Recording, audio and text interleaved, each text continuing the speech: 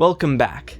Yes, this patchy facial hair and uncombed head hair is what you get with the last election, so that's what happened. But even though I look like a mess, I want to do an update to some of the new tapes, new added things to certain series I've covered in the past that people have been suggesting, but I haven't got around to making a full video about because there's not quite enough there. We're going to be talking about the Walten Files, the Battington tapes, Crow 64, and Gemini Home Entertainment. All have uploaded sort of updates or newer things, but nothing big enough to have a full video on. Before we get into that, also please subscribe. Now let me be clear with this Walten Files one that we're doing first. It has been explicitly stated that this is not canon, so there's that. Now this one is very different from the other Walten Files videos we've seen. Yes, it's animated and has some of the same characters, but it seems only vaguely related, and it's not in the same found footage style as the other ones are. It's like an animated Halloween special.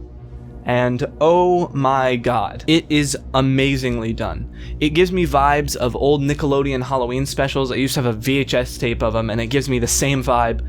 And the other thing about it is that it's not just fun, it's legitimately scary. Unlike some other Five Nights at Freddy's VHS tape videos that are well made and creepy, they don't really scare me, but this one did. Some great scenes that actually scared me were seeing the picture of the missing bear on the wall, and basically the entire basement scene. Story-wise, it's pretty simple though. Two kids go trick-or-treating and end up staying over at a stranger's house and are sort of doomed to die in a basement. It's pretty simple, but it's super effective and really creepy. A lot of it gave me the same feeling like I was watching a big budget horror movie. Or I guess I should say a well done big budget horror movie. I legitimately think Martin Walls is one of the best content creators on YouTube right now, so kudos. Alright, next we have the newest Battington tape. Kind of. It is by Battington, but it's not a part of the Harmony and Horror series.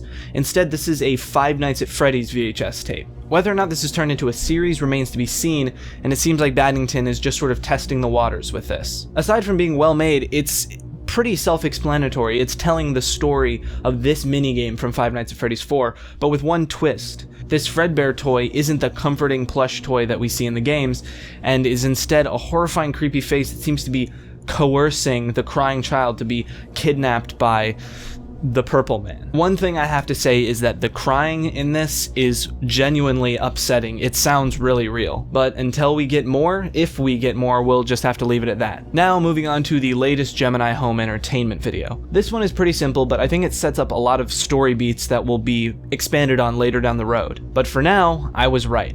It basically says that Regnad Computing is using this alien nature's mockery thing to help advance their technology, which is what I said in my last video about Gemini Home Entertainment. Other than that, there's not a lot of substance there, but I'm excited to see where it goes next. Alright, finally Crow 64. There's actually two new videos, but there's not a lot of substance there.